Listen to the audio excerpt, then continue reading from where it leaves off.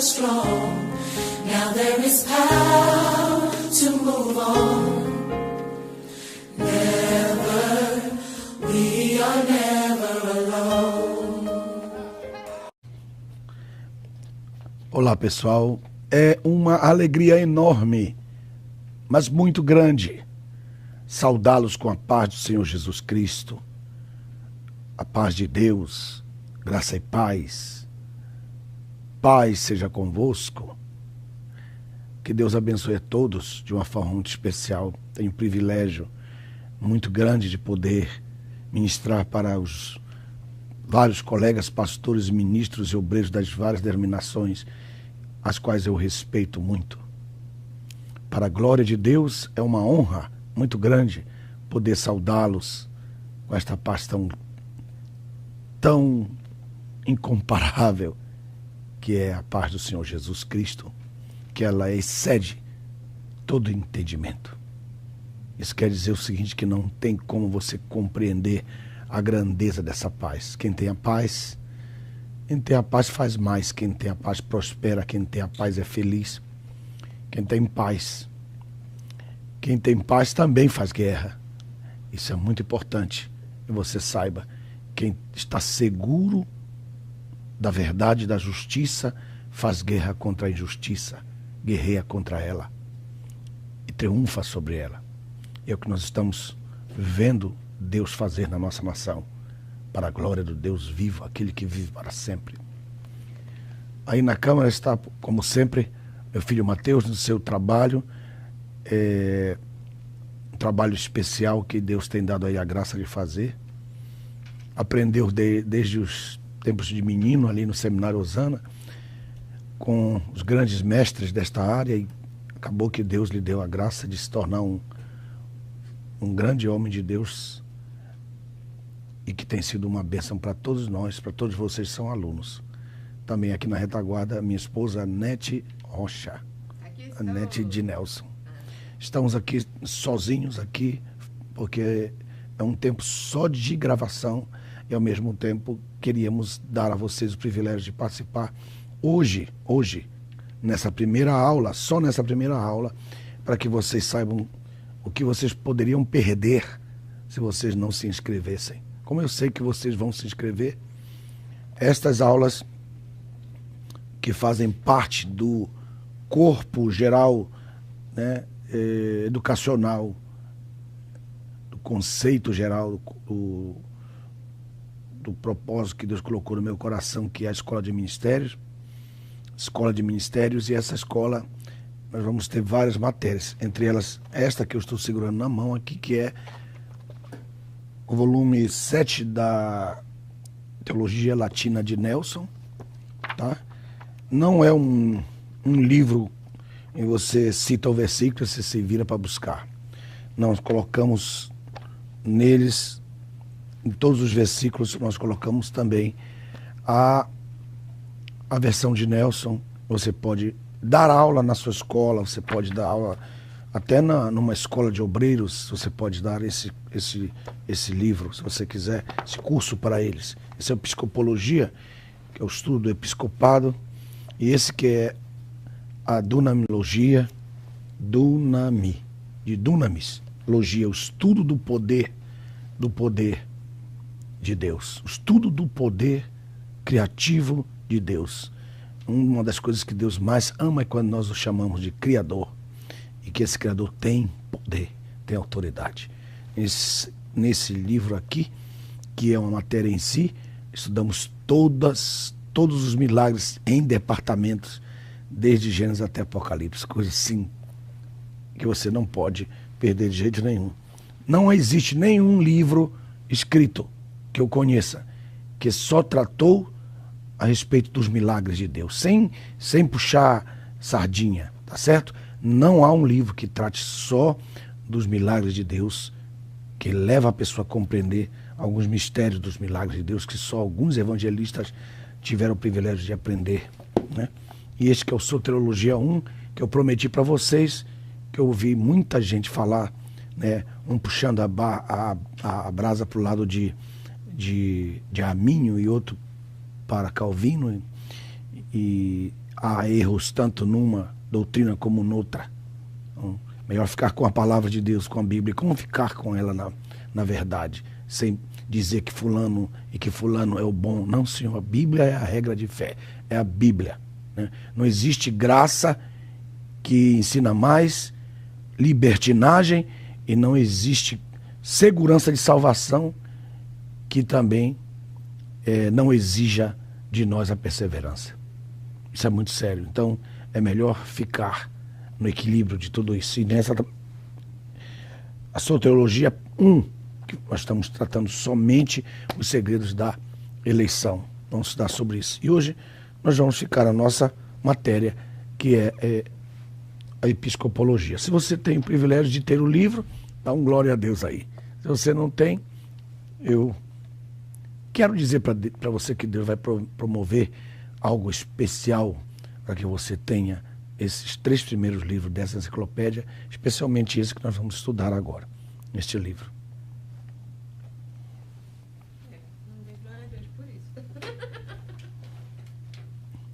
Minha esposa está aqui, nem irmãos, o irmão do filho pródigo, que ficou brigando com o pai dele, porque o pai dele não deu um cabrito. Não, mas eu quero o gordo aqui, ó. E aí o que aconteceu? O irmão dele comeu o bezerro gordo e ele queria só um cabritinho. Ela é a dona e não pegou nenhum. Muito bem. O episcopado. Na página 5 do livro. A página 5, você que está em casa aí. Mateus, só para a gente dar um feedback aí para nós, né? O pessoal está aí conosco? Todo mundo aí? Todo mundo feliz. Meu Deus, muito feliz com a qualidade. Que bênção. Isso é para nós um privilégio, dar a melhor qualidade que nós possamos para vocês. Aí na página 5, aí todo mundo, se você não tem o livro, entra na página meujesus.com.br e adquire logo o seu aí, para que na próxima aula você possa ter esse livro na sua mão, amém? Esta aula de hoje está aberta, ela está aberta para todos que queiram assistir, mas a próxima aula já será fechada só para quem vai mesmo assistir e se inscrever para esta parte. Ao terminar esse curso, você vai receber um diploma que envolve todas essas matérias que são a base fundamental da teologia sistemática, e você vai receber um diploma, não de cursinho, que você fez um cursinho, não, senhor, um diploma da Escola de Ministérios que você fez, amém? Então aí na página 5, baseado nos cargos dos anciãos das tribos no Antigo Testamento, os apóstolos estabeleceram a hierarquia dos ministros do Novo Testamento. Isso que é importante. Esta frase aqui é uma frase importantíssima, porque que é baseado nos cargos dos anciãos. Então, que eu quero mostrar para vocês dentro da área da psicopologia, já entrar para segurar vocês no seu pensamento.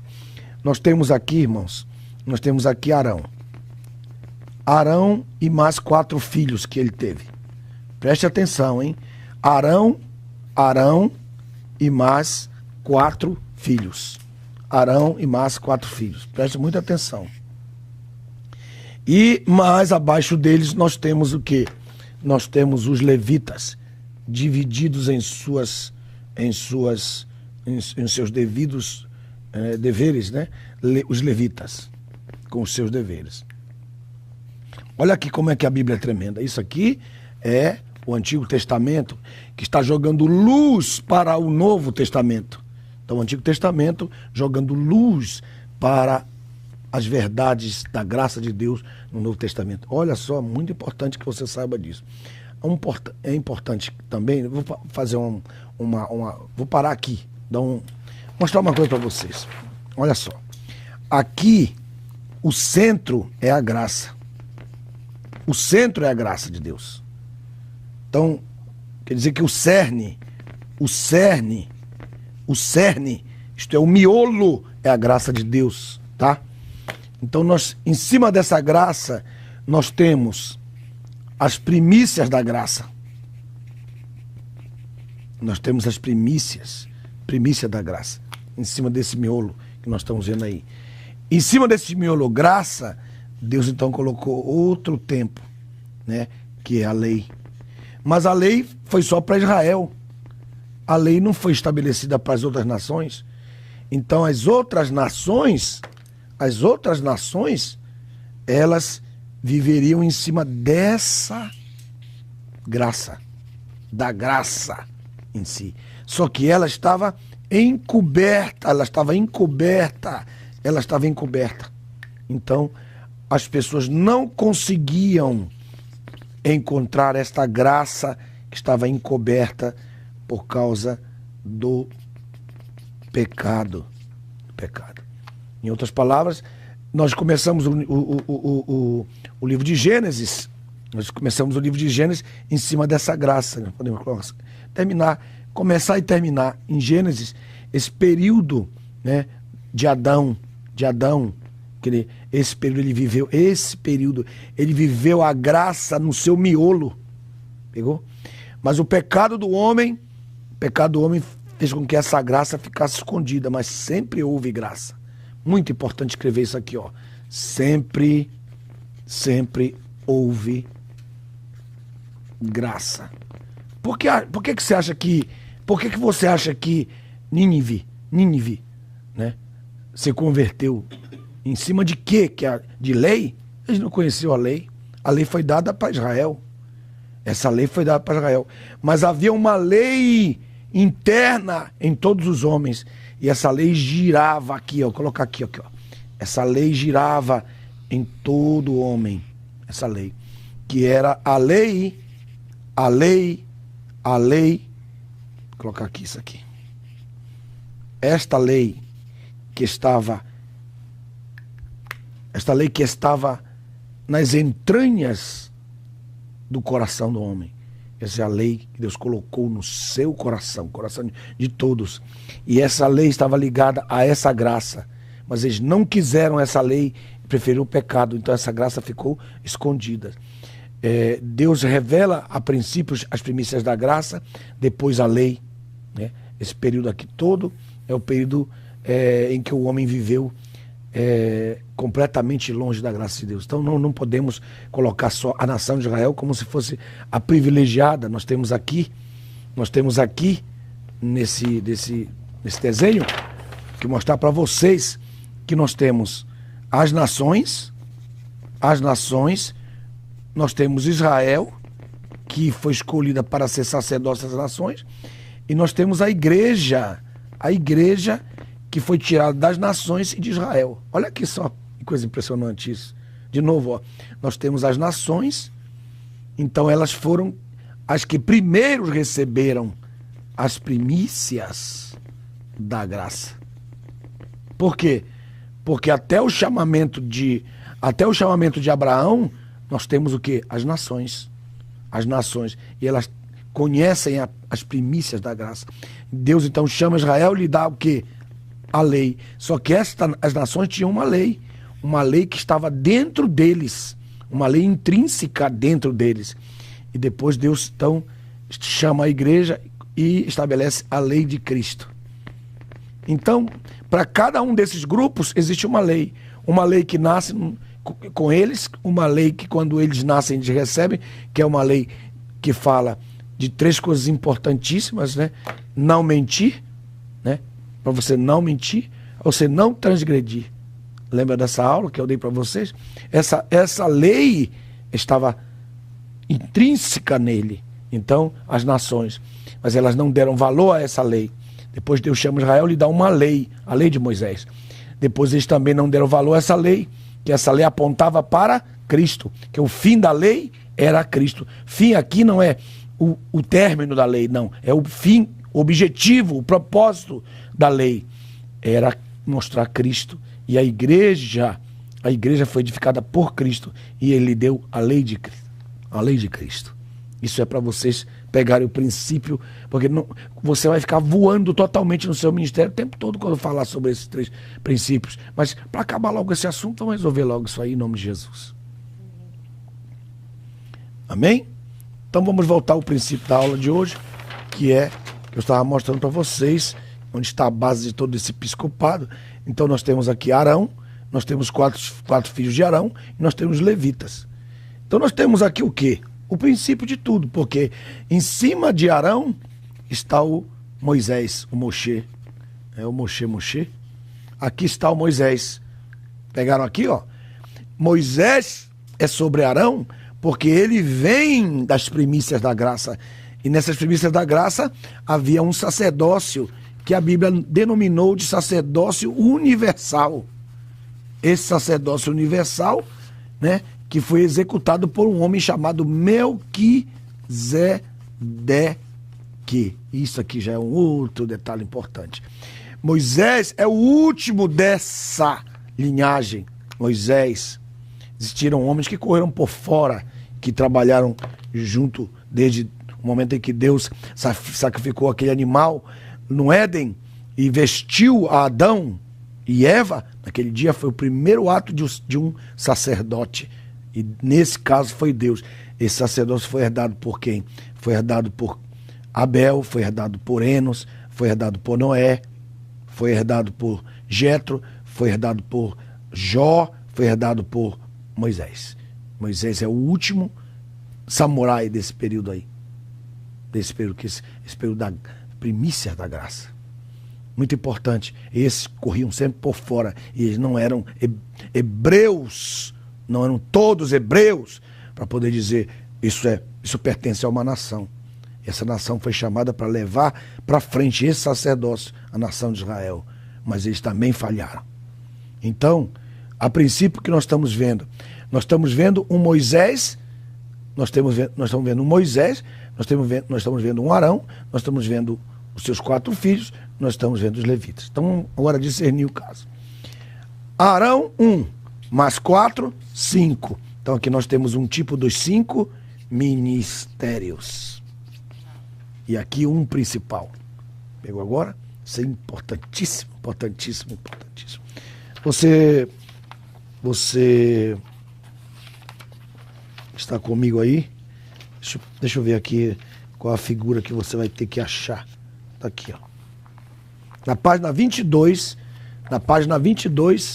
você tem essa figura, da qual eu estou tentando desenhá-la aqui, né? Esta figura, aqui.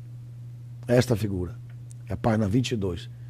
Meu irmão, eu estou tão orgulhoso de poder apresentar esse trabalho para vocês, porque eu não tinha tempo de fazer esse trabalho, porque eu trabalhava muito na Bíblia, etc. Mas eu sempre sonhava com um trabalho de primeira qualidade, para que vocês pudessem ter as figuras, que vocês pudessem ter realmente o que é aquilo que a Bíblia fala sobre o episcopado.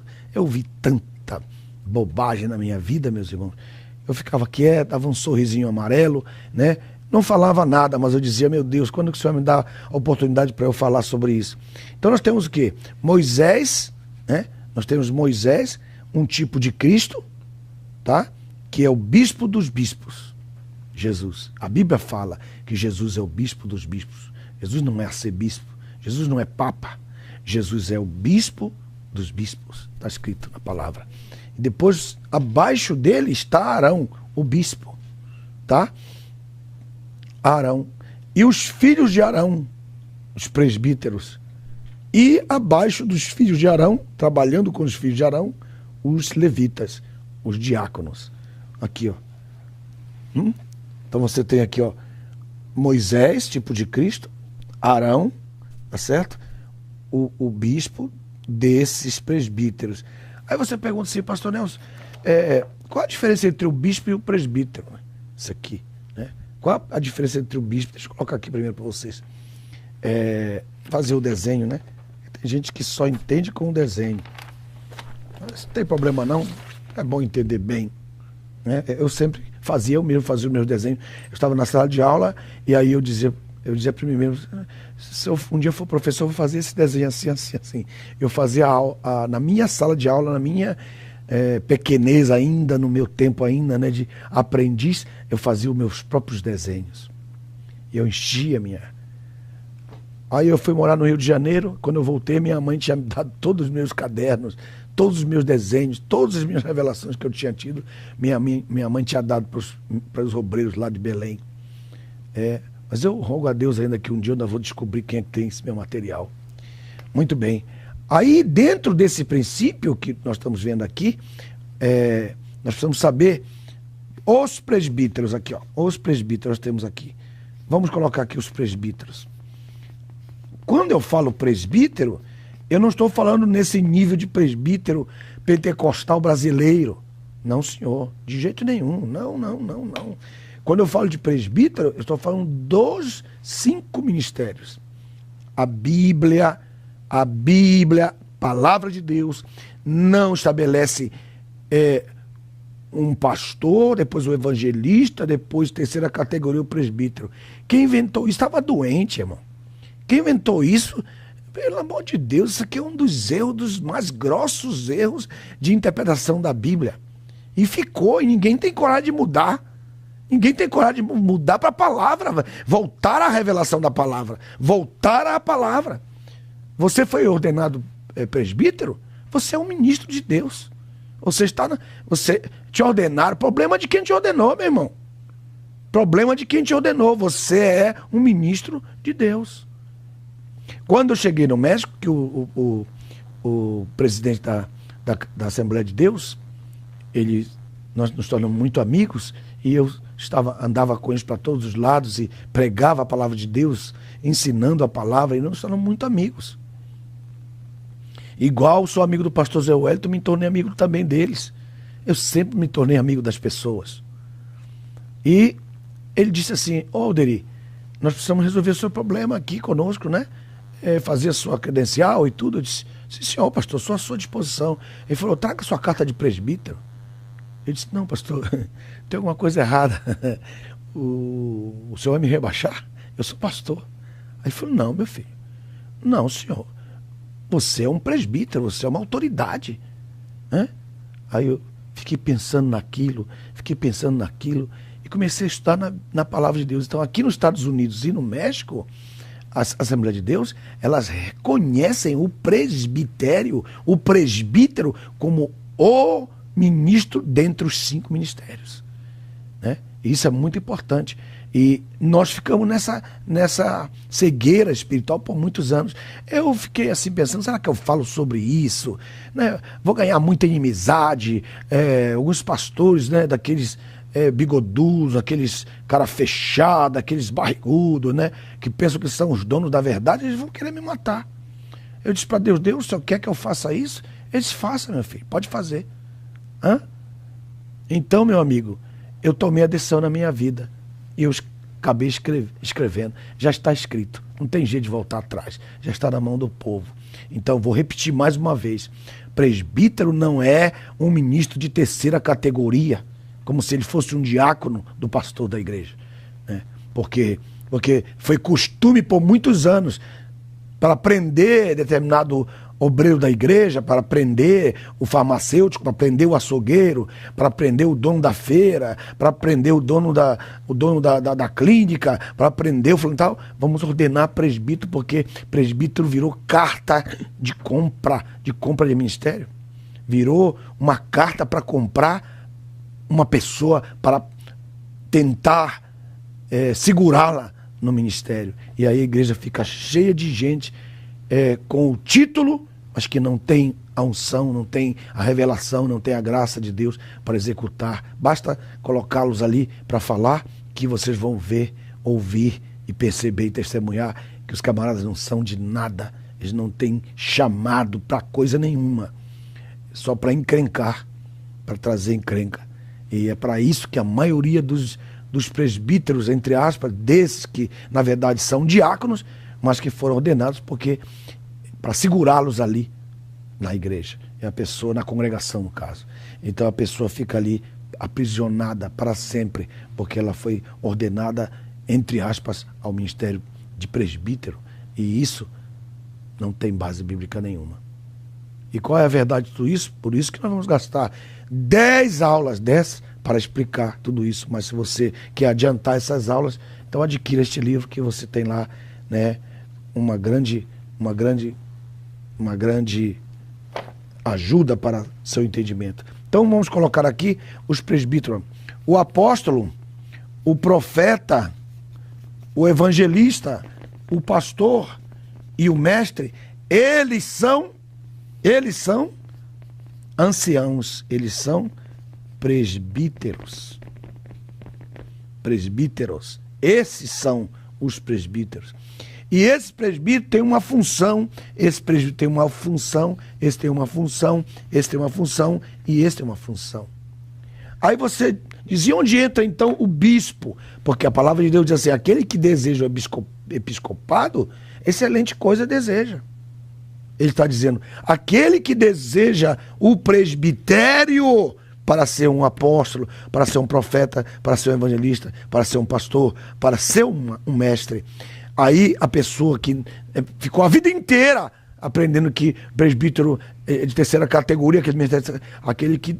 Aí o pregador, como eu já vi um colega meu, pregando numa convenção, né, na hora que tem que ordenar o presbítero, eles têm que dar mais honra para o pessoal da terceira categoria do que os que já são considerados, né, as colunas pastorais que foram ordenados, na verdade. Aí eles dão mais, tem que dar, porque a palavra fala sobre isso, né? A palavra fala do episcopado, mas relacionado a eles, né? E aí também significa aquele que deseja a liderança ministerial, que é o bispo. Quem é o bispo? Quem é o bispo? Qual a diferença entre o bispo e o presbítero? Segundo a Bíblia, né? Essa palavra bispo, ela vem de uma frase, primus inter pares. Pode escrever do jeito mesmo que você ouviu. Primus inter pares. Esse primus inter pares quer dizer o quê? Vem do latim, quer dizer primo, primeiro. Primo, primeiro. Inter, entre. Pares. Primeiro entre os iguais. Então, bispo, ele é o primeiro entre os iguais. Porque ele não é diferente por ser bispo. Ele é igual aos outros. Ele só é o primeiro. Isto é, ele é o cabeça. O cabeça. Que pode ser mudado.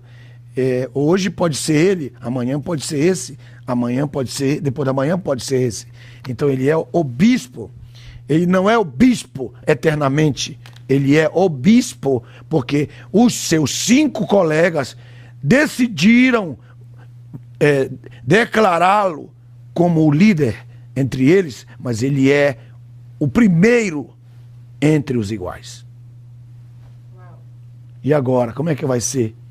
Aí por que foi... isso eu devo estar pensando assim, meu Deus, meu pai, quanta coisa errada está sendo feita no nosso meio por... E aí a pessoa ordena a bispa. O outro já era bispo, ele achou que era muito pouco, agora já é patriarca, sendo que patriarca está para trás. Ele andou para trás por falta de conhecimento. Porque não quer aprender com quem sabe, rapaz. Porque é muito humilhante para você. Será que é humilhante para você abrir a sua boca para o dentista furar seu dente e fazer uma obturação? É humilhante? Ou é para a sua saúde? É humilhante você entregar seu corpo nu para um médico fazer uma cirurgia, tirar um tumor? É humilhante? Ou é bênção?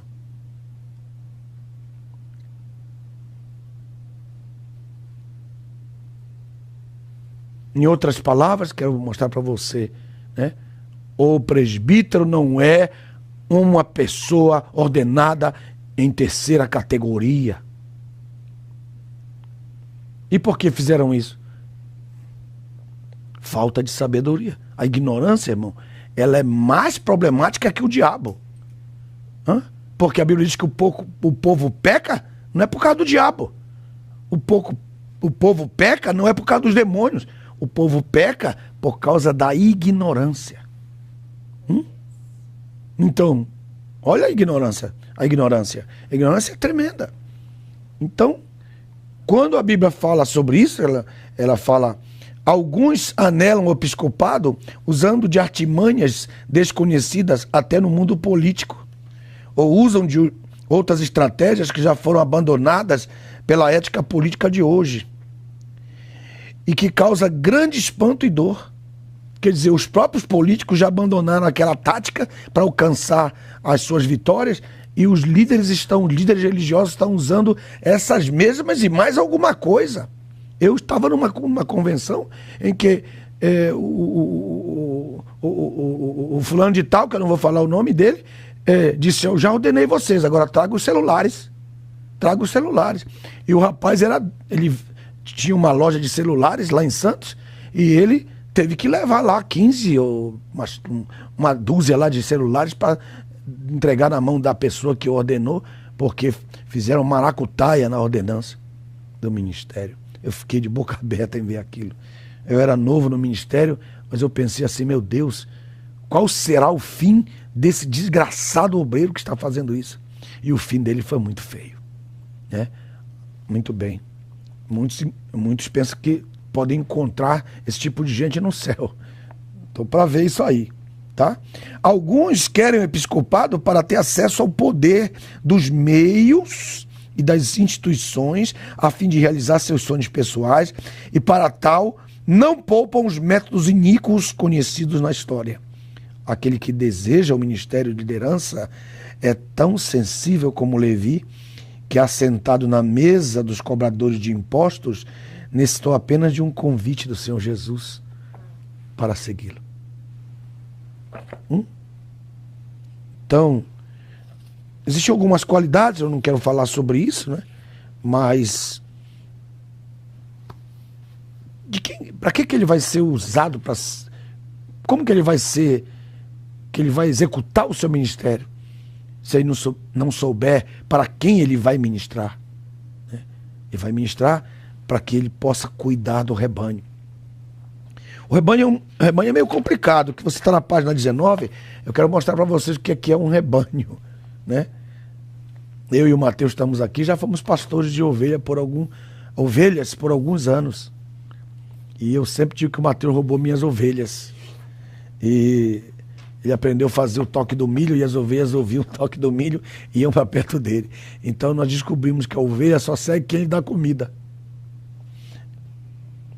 E um dos textos, né, que é 1 Pedro capítulo 5, verso 3, diz assim: nem tampouco se tivéssemos senhorio sobre a herança de Deus, mas pelo contrário, sendo exemplo ao rebanho.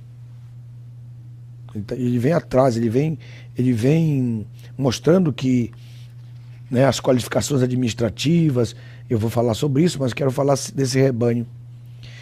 Ele compara a igreja como a ovelhas, a um grupo de ovelhas. Aí eu coloquei aqui alguns detalhes, se quiser anotar, anote. Número 1, ovelha come o dia inteiro.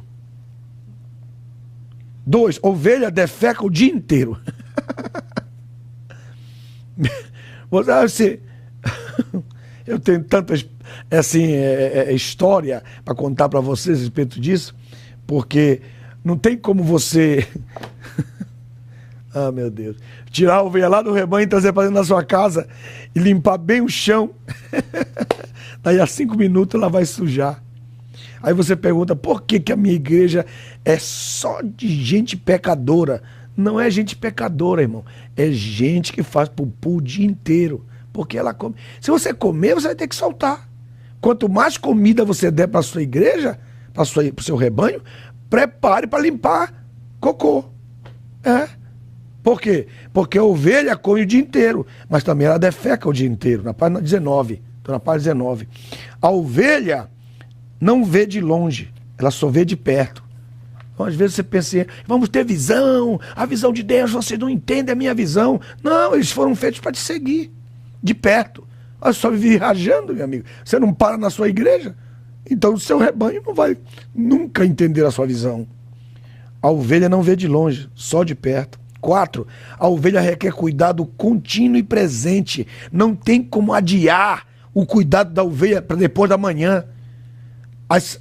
Os problemas emergenciais são tremendos, né? Você diz assim, hoje, amanhã, essa semana não vai ter problema na igreja. Aí começa o problema. Um menino cria problema com a filha do diácono, e aí, meu Deus, aí cria uma confusão tremenda, e aí... Uma ovelha requer cuidado contínuo e presente. 5, a ovelha obedece àquele que lhe dá comida. Se você não der comida para a sua ovelha, ela não vai lhe obedecer. Ela vai procurar alguém, o evangelista novo que chegar na cidade, o fulano de tal lá, do pessoal lá do grupo lá das casas. Eles vão buscar pessoas. A ovelha obedece àquele que dá comida. 6. A ovelha tem que ter cheiro de ovelha, pois do contrário não será recebida entre as demais ovelhas. Uns missionários ficaram hospedados na nossa casa e foram lá no fundo do quintal, pegaram a ovelha e trouxeram a ovelha para dentro de casa, que acabara de nascer. Então deram banho na ovelha, passaram shampoo na ovelha. Aí no outro dia levaram a ovelha de volta porque a ovelha fazia muito popô. Resultado, a mãe da ovelha matou a ovelha a patadas. E todas as ovelhas vieram para bater nelas, porque ela não tinha mais cheiro de ovelha. 7. As ovelhas podem se misturar, mas somente ouve a voz de um pastor. Aleluia. E se você é conhecido dela, muito bom. Isso é maravilha. Se você é conhecido da sua ovelha, é muito diferente. Eu conheço o presidente, mas o presidente não me conhece. Então eu vou ter um problema tremendo, porque eu não vou ter conexão nenhuma. Mas se eu sou conhecido dele, tenho toda a conexão. Aleluia. Bendito seja o nome do Senhor. Elas podem se misturar, mas elas só ouvem a voz de um pastor. Elas nunca terão 2 pastores. Número 8. A ovelha gosta de ser levada a pastos novos, sempre, sobre o risco de adoecer, né? E sobre o risco de não procriar e de morrer.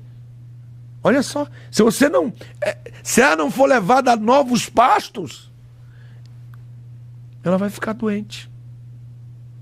Porque mesmo que ela passe a língua para arrancar um capinzinho verde, ela não se importa, ela quer avançar, a ovelha quer ir para frente. E se você estagnar o seu rebanho num local só, numa circunstância só, num conceito só, numa doutrina só, você está lascado como presbítero, né? Como bispo, porque os seus presbíteros também passam a ser ovelhas sua. E aí o texto diz assim, estou na página 19, é uma riqueza, irmão, é uma riqueza. As ovelhas gostam de ser levadas a pastos novos, porque a palavra pastor, aqui eu paro para mostrar para vocês, a palavra pastor, olha só o que quer dizer pastor. Vocês vão gostar muito dessa palavra. Aqui, ó, aprenda isso aí, ó. Pastor.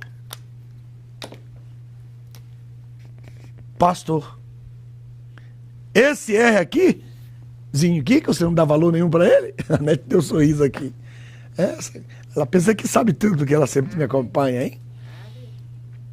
Nete, você deu um sorriso bonito. Esse foi um sorriso de admiração. Eu gosto desses detalhes. E aqui, ó. Pasto. É pasto. R, esse Rzinho, sabe o que quer dizer? Aquele que providencia pasto. Aquele que leva ao pasto. Aquele que traz pasto novo. Pastor. Hein? Que ela, em outras palavras, quando a ovelha olhar para você, ela vai dizer: tem pasto verde. Tá chegando o pasto verde.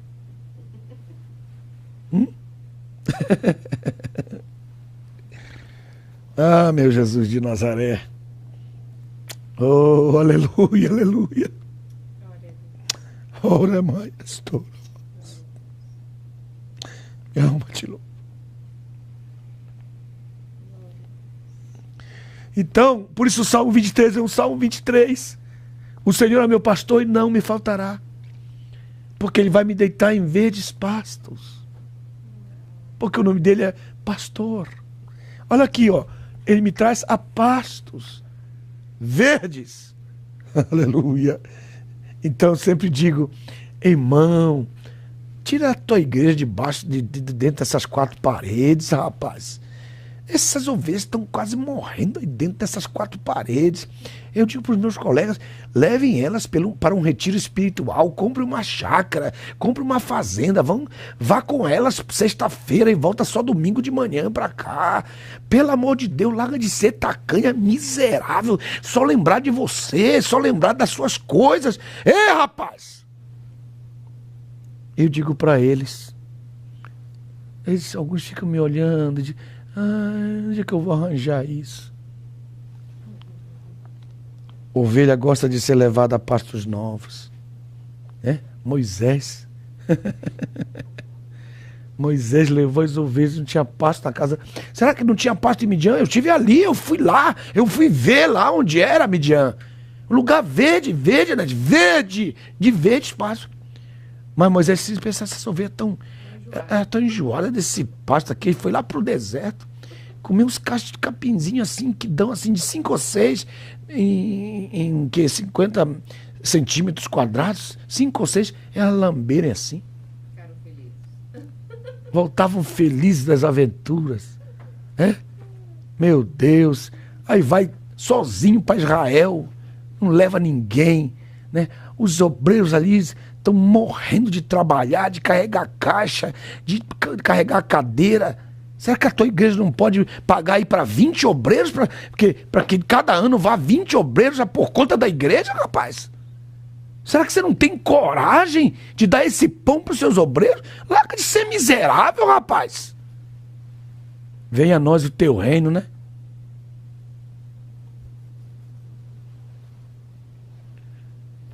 Eu sei disso, sabe por quê? Quando eu estava no Brasil, e aqui eu não tive esse privilégio, que aqui as coisas são muito mais difíceis, mas no Brasil, quando eu ia com minha equipe, às vezes 6, 7, 10 colegas da nossa própria equipe trabalham conosco, os pastores ficavam preocupados. Eles diziam, pastor, só podemos pagar o seu hotel. Eu disse, pastor, não se preocupe não. Chegava lá, eles me davam um hotel de 5 estrelas, e para os meus obreiros davam um hotel de 0 estrelas. Eu dizia para ele, não, pastor, eu vou ficar lá no hotel de 0 estrelas com eles. Ou então trazia eles para o lugar onde eu estava e pagava eu mesmo. O dinheiro que eles me davam, não dava para pagar nenhum hotel que eu gastava com os meus obreiros. Mas Deus sempre prosperou a minha vida. Meu Deus, isso aqui é para deixar pensando. Isso aqui é um curso de ministério. Ok? 8. A ovelha pasta perto de águas. Águas tranquilas. Você não vai ver ovelha pastando perto do mar. Você não vai ver ovelha pastando perto do mar, nem quando há vento, mesmo no rio. Ela gosta de não levar susto, porque a ovelha se assusta rápido. E a ovelha assustada não procria. A ovelha assustada não dá fruto. Todo dia se assusta sua ovelha. A ovelha assustada não dá fruto. Ovelha é ovelha. 10. Ovelha não gosta de ser assustada. 11. Ovelha produz lã, mas gosta de viver para dar mais lã. E muitas ovelhas não dão mais lã. Não dão mais lã por quê? Porque você não tosquia a ovelha, você mata a ovelha, você fere a ovelha. Você mantém essa ovelha no mesmo lugar, ela está, como se diz em espanhol, está aburrida, ela está chocada, ela está triste, ela está chateada, ela está sem graça ali.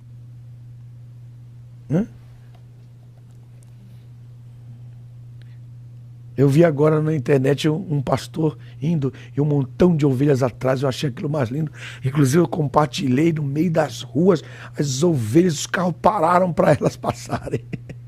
Milhares de ovelhas atrás de um homem só, e uma atrás da outra. Ninguém se desviava.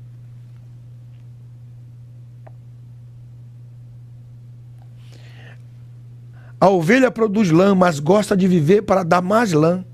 E alguns matam as ovelhas que produzem lã. Imagina. Eu me lembro de um pregador lá do Belém, um grande homem de Deus, ele disse assim, alguns, ao invés de tosquear a ovelha, comem a ovelha. Eles comem a ovelha. E todo mundo riu nesse dia que ele falou isso. Isso é a verdade, né? Isso é muito forte. Número 10, número 11, número 12. A ovelha dispersa enfraquece o rebanho e se torna alvo dos predadores quando está sozinho. Então, o leão nunca vai contra o rebanho. Ele vai contra as ovelhas que estão dispersas. E por que elas estão dispersas? Porque elas querem ser levadas a pastos novos. Por que uma ovelha se dispersa?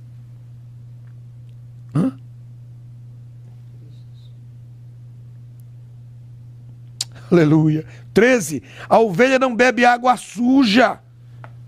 Não adianta dar água suja para a ovelha. Aí você, o que é água suja? Você pegou a água do terceiro, que passou pelo quarto, pelo quinto, e você vai dar água pro segundo, que já tá com a água do terceiro, do quarto, do quinto, você nem sabe de onde que vem a origem daquela mensagem que você está pegando, para você entregar para a sua igreja. Você não sentou para buscar o oráculo de Deus, para estar na presença do oráculo, da arca, da presença de Deus. E gastar tempo, né? Que a melhor coisa que você pode pregar é aquilo que você já viveu. Essa é a mensagem cristalina da água, da mensagem cristalina que você pode pregar. Meu Deus. E não adianta você querer dar água suja, porque a ovelha, essa água eu já sei de onde é. Essa eu evitei. A água cristalina, água pura, água que sai da fonte. Aleluia. Oh, glória a Deus. Como é bom você sentar na sua congregação e se esbanjar para ouvir a palavra. E essa palavra entra no teu coração. Essa palavra vai para a tua alma. Essa palavra vai para a tua mente. Porque a água é cristalina. Ovelha faz barulho quando está sob perigo. Quando ela está tranquila, não faz barulho nenhum. Ela nem berra. Ela nem berra. Ela só berra quando está em perigo. Quando está em perigo, quando ela está se sentindo sozinha, quando ela está se sentindo abandonada, quando ela está perto do alvo do inimigo, do predador, ela berra. Ela berra muito. Ela não para de berrar. É como um bebezinho, incomoda. 15º, a ovelha morre silenciosamente. Ela não faz barulho. Foi por isso que Jesus foi comparado a uma ovelha. Muda. Ela sabe que vai morrer. E silenciosamente ela vai para o matadouro. Por isso aqueles irmãos que já não vêm mais no culto, eles não vêm porque eles são rebeldes, não.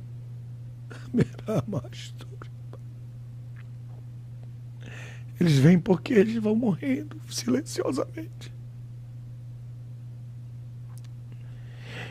Quem faz barulho são os bodes que falam, são os rebeldes. Mas aquele que não fala nada, que sabe as coisas a seu respeito, mas ele não fala, que sabe os meandros do assunto, que sabe os demiurgos das ideias da sua igreja, mas ele não fala. Ele morre. Porque é como uma ovelha silenciosamente morrendo. Quantas que estão morrendo silenciosamente?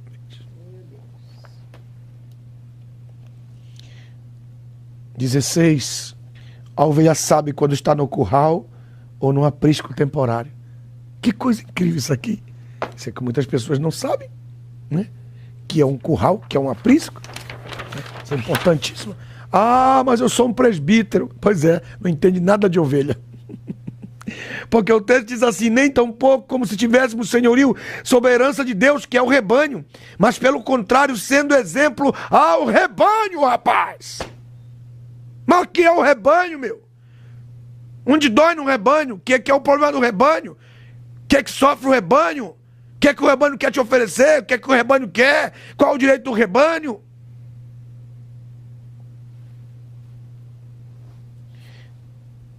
Aleluia! 16º, a ovelha sabe quando está no curral ou no aprisco temporário. Ela sabe. Mas qual a diferença? Então vamos falar aqui, ó. Aleluia. Aqui é a casa do pastor e aqui é o curral, ó.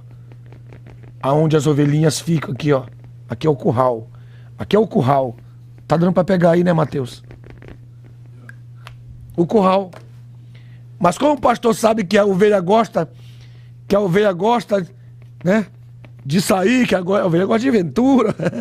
Oh, irmãos, eu fui criado. Meu pastor Firmino era demais, meu pastor. Meu Deus, ele sabia isso aqui, trazia uma alegria tremenda quando a igreja alugava aqueles ônibus. Teu pai fazia isso, pastor Aninha. Alugava aqueles ônibus que não tinham dia de caminhão, aleluia. E todo mundo subia naquele caminhão, aqueles caminhões, e uma igreja ia visitar outra igreja, e festa e tudo. E comer aquelas comidas que dá uma diarreia, irmão. Oh, Jesus. E nas ribeirinhas que era de barro. É. Era tão bom. Quantas igrejas seu pai foi pastor? Perdeu as contas. Muitas, né? E você andou muito, hein, Anete? Essa era uma ovelhinha que pulava.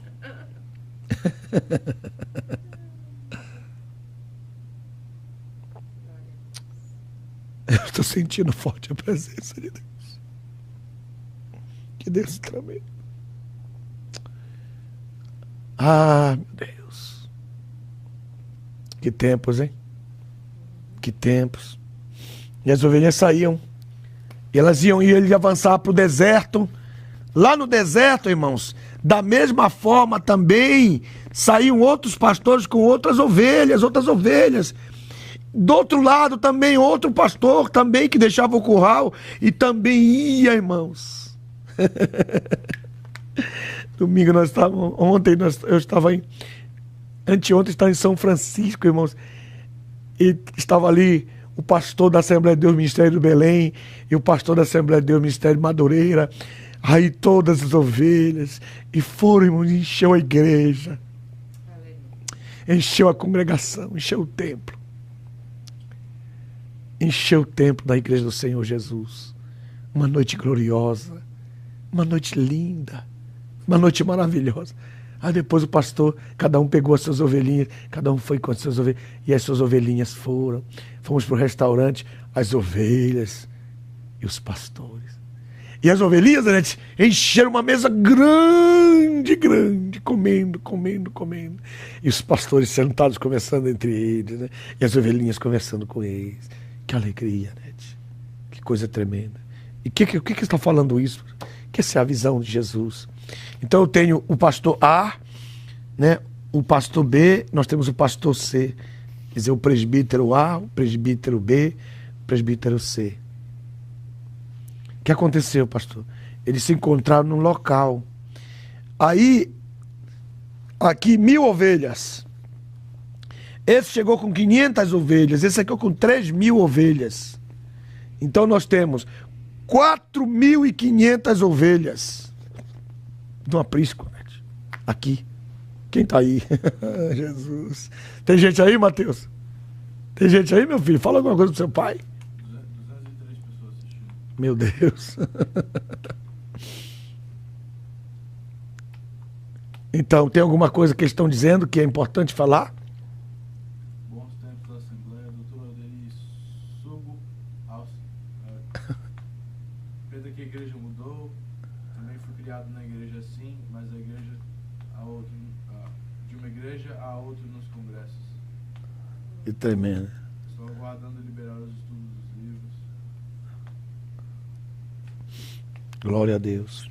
O Marcelo está perguntando, tem Zoom instantâneo ou está com 2 câmeras? Que show! Então o que vocês estão vendo aqui? Ele saiu do curral, porque o curral é o doméstico. É o de casa, é o doméstico.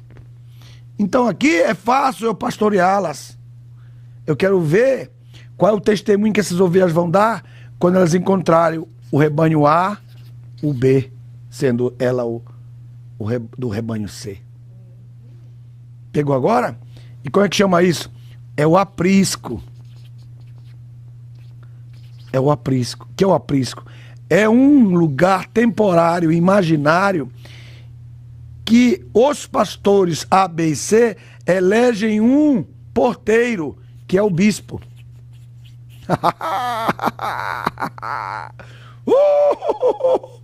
E eles elegem um porteiro. Um porteiro. Enquanto os dois vão revezar. Quando está dormindo, o outro está dormindo, e vão revezar. Ok. Só que as ovelhas, 4.000 ovelhas estão aqui, elas só ouvem a voz do seu pastor. Elas conhecem o seu pastor. Aí o pastor vem aqui e toca o chofar, elas saem. Só saem aqui o pastor. Como é possível que elas conhecem o som do chofar? Ah, para com isso. Como é que é possível que elas conhecem a voz do pastor delas? Ovelhas! Todas saindo! E elas começam a sair. O aprisco é um lugar onde várias diferentes ovelhas, onde diferentes rebanhos descansam, para que no outro dia eles possam cada um para o seu destino. Isso é o aprisco. Meu irmão, eu conheço tanto pastor que tem medo de juntar as suas ovelhas com as outras ovelhas dos outros, porque eles não são respeitados pelas suas ovelhas, porque as ovelhas não conhecem a voz deles, porque eles não são conhecidos das suas ovelhas. E Jesus disse: eu conheço as minhas ovelhas e delas sou conhecido. Aleluia. Hein? Como se fazer conhecido disso aí, então? Aí você não entende aquela parte lá que Jesus fala que eram 100 ovelhas que estavam no aprisco. Não era doméstico, era no deserto. E aí uma das 100 ovelhas dele se perdeu pelos desertos da vida. E ele deixou as 99 no aprisco. E depois ele encontrou a 100ª ovelha e foi para o curral. Ele deixou as 99 aqui, encontrou a 100ª e foi para casa. Pegou agora? E aí por quê? É porque ele falou assim, que é melhor uma ovelha que, embora esteja perdida por uma razão silenciosa,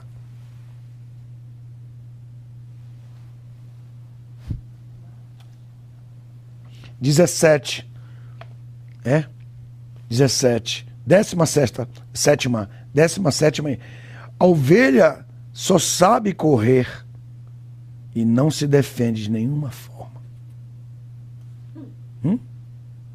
Ela só sabe correr. Né? Quando tem o cabrito é diferente. O cabrito vai para trás assim e tum, e ninguém segura ele, não. Ele ainda se defende com os chifres que ele tem. Mas a ovelha não. A ovelha só sabe correr. 18ª.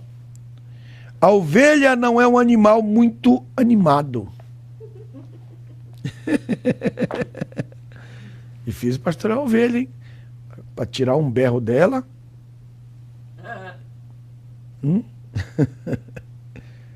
Aí tem uns pregadores imbecis que pensam que é só gritando com a igreja, que é só se falar que nem o outro que ele conhece, que ele admira.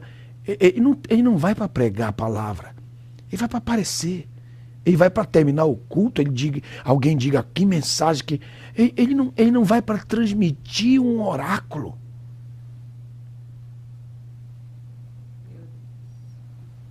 Aí ele mete o pau nas ovelhas e fala que o coral está em pecado, que a banda não tem... Irmão, não tem gente mais incrédula do que gente de banda. Tô falando sério, eu já fui da banda. Para tirar um glória meu era difícil, tinha que ser bom, hein?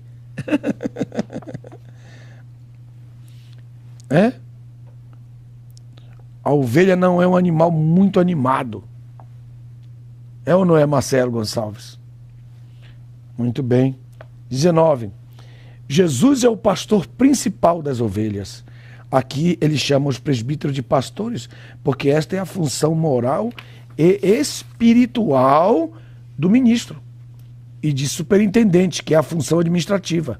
Ele os exorta a cuidar das necessidades espirituais do rebanho de Deus, um trabalho pessoal que requer experiência, 1, conhecimento, 2, 3, doutrina, 4, fé, e o fundamental, o amor. Que coisa, hein?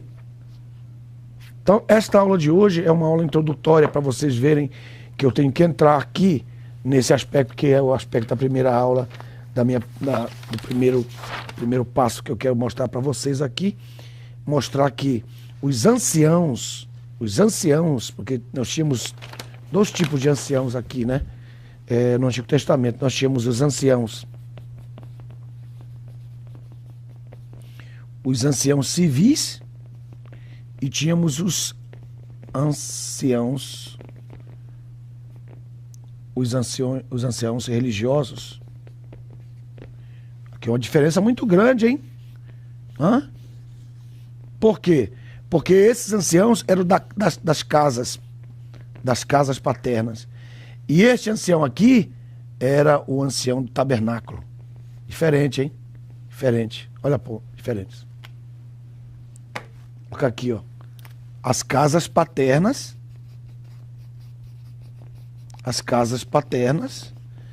e a casa pastoral, que era o tabernáculo.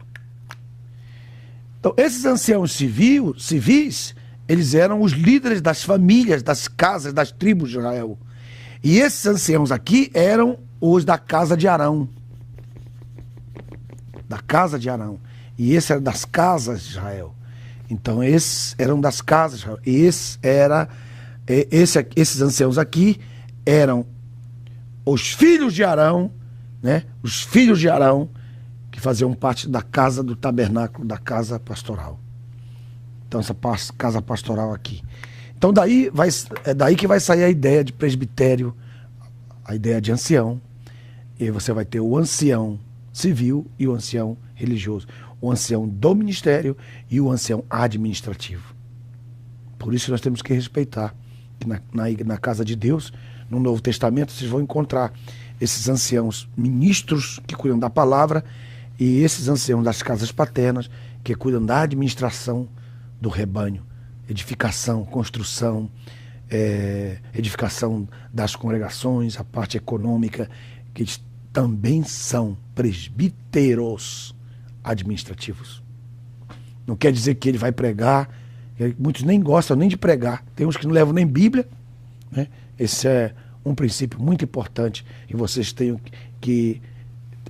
devem entender isso aqui, viu? Isso aqui é importantíssimo, mas não é entendido, porque às vezes o camarada lá, ele é um construtor de um templo, ele usa a Bíblia, gravata, paletó, senta no púlpito, mas o objetivo dele, a missão dele é cuidar da parte material. Então ele é um ancião civil.